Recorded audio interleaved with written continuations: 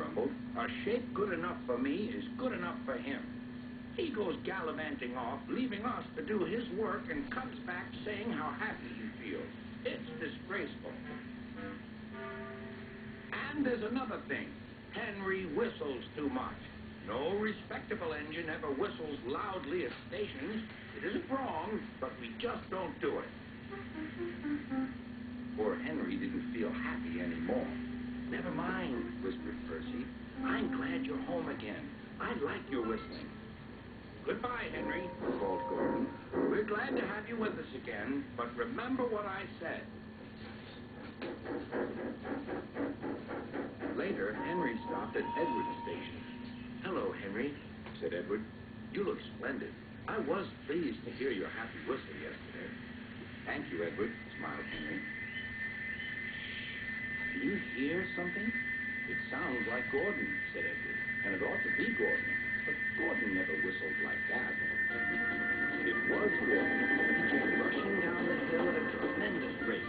He didn't look at Henry, and he didn't look at Edward. He screamed straight through the station and disappeared. "Well," said Edward. "It isn't wrong," chuckled Henry, "but we just don't do it." And he told Edward what Gordon had said.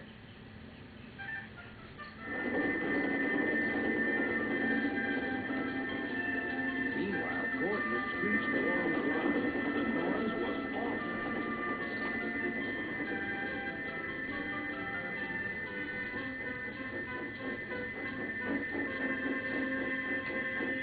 At the station, everyone covered their ears.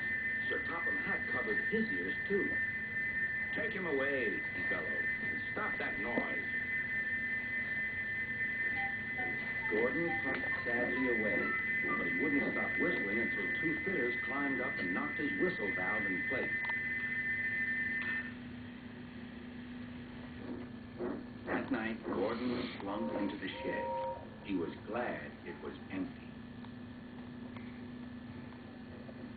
"It isn't wrong," murmured Henry to no one in particular, "but we just don't do it." No one mentioned whistling.